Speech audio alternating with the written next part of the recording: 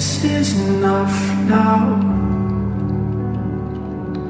says the shape of your brow, the salt on your cheeks, and the way that you're looking down. I know that you know why you were not the first. From the depths of my heart, I really hope that you're the love, that you're the love. This is enough now.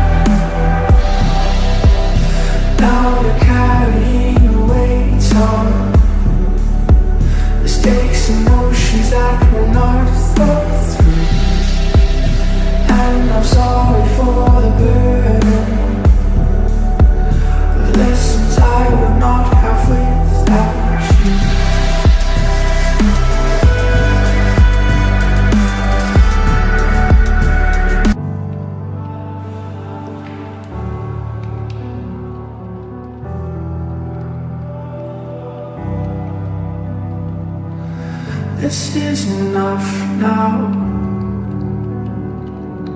says the shape of your brow,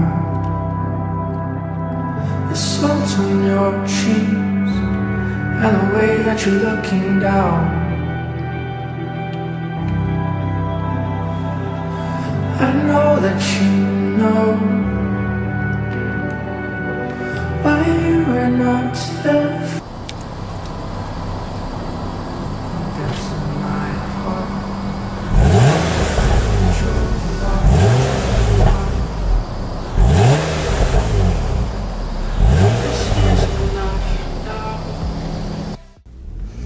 Hey, what up guys? Welcome back to another video.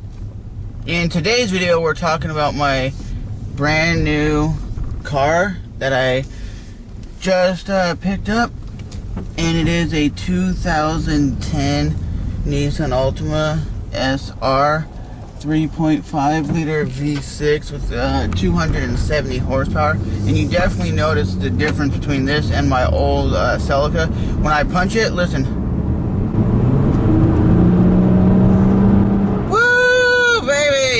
You can definitely tell the horsepower difference between that and my old 180 horsepower Toyota Celica. This is not, I would say, this is not a sporty car. You can make it sporty if you lower it and you add some coilovers and you do some other stuff. But it's actually a pretty comfortable ride. I wish it would have came with the leather interior. That would have been a lot nicer than the charcoal cloth interior.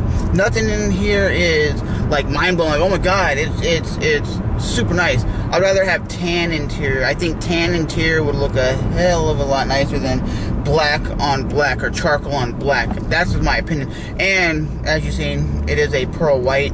And Nissan is known for having pearl white cars. They're known for their white vehicles. And for myself, I actually like Ford Blue.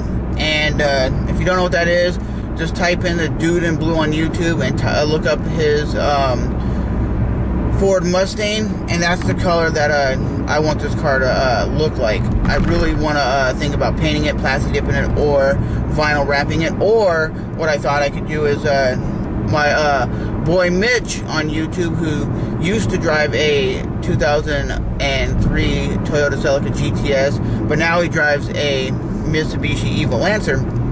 I like his color combination. He had a white Celica, but the white Celica, he had it as a black and white color scheme. So he had like a carbon fiber hood that was black. He had blacked out taillights. He had a gas cap that was black, and then the rest of the car was white. So he had kind of like that stormtrooper look going on, and I think that's a pretty cool thing. I thought if I just keep the white color, maybe do like a stormtrooper look. I think that would be pretty sick, to be completely honest with you guys. A black and white color scheme, which would always be pretty dope. I don't know, just let me know what you guys think in the comment section below, because I'm not really 100% sure what a vinyl wrap is. I've seen it done. I don't know if it's technically like a paint or whatnot. But like I said, guys, I definitely loving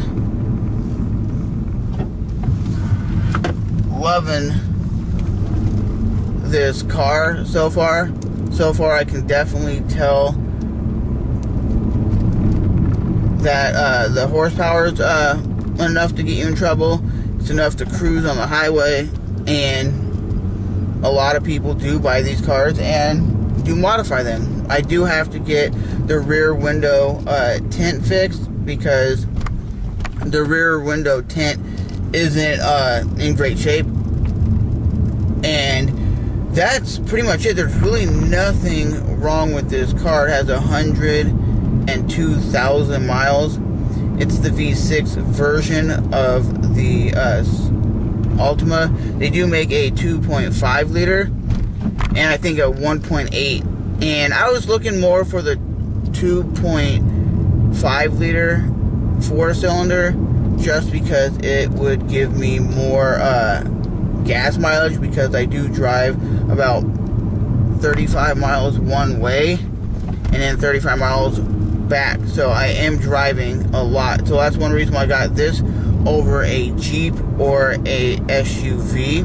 And I know now, talking to friends and whatnot, that this is going to be my last car that I actually purchased, because they always talk about, hey, we should go off-roading, we should do that and this, and I'm like, yeah, but I'm in a car, I can't really be having fun like that.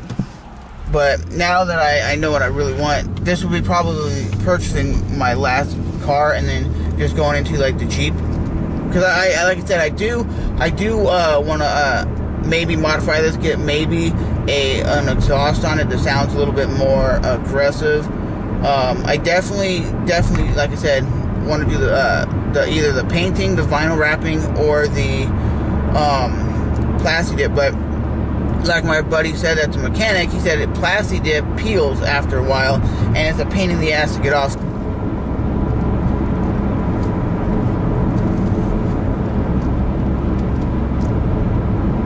And one thing I do not like about this car is the push button to start. That's one thing I don't like about newer cars. They have all this technology that I don't care about. Just give me a key, I can plug into the car, and I can go. I don't need to put my foot on the brake at every time and hit a button.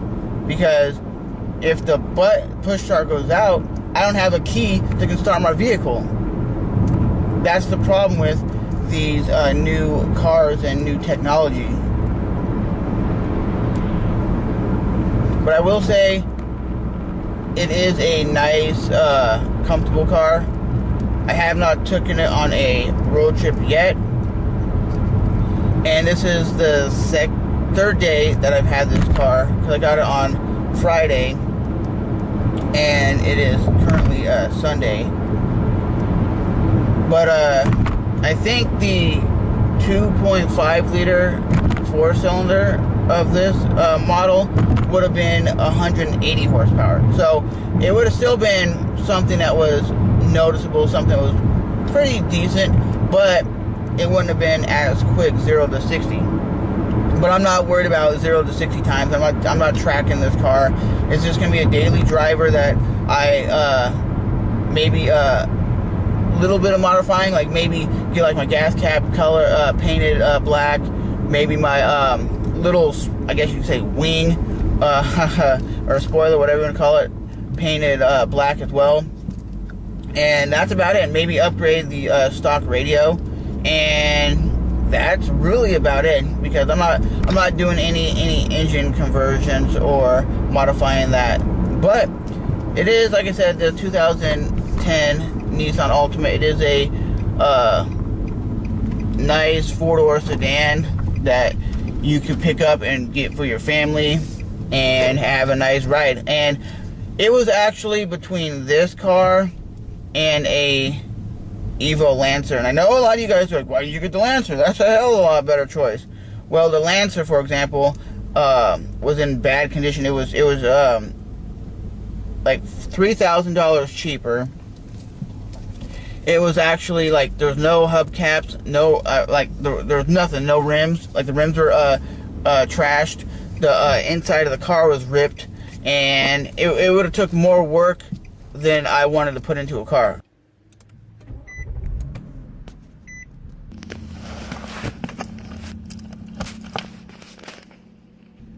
And the only damage to the car that I can see really is right down here where you'd put your key in. So somebody must have had something that was banging against it, or they just couldn't find a spot and they were always like slamming against it. But that's the only spot that is damaged in this whole vehicle that I noticed of.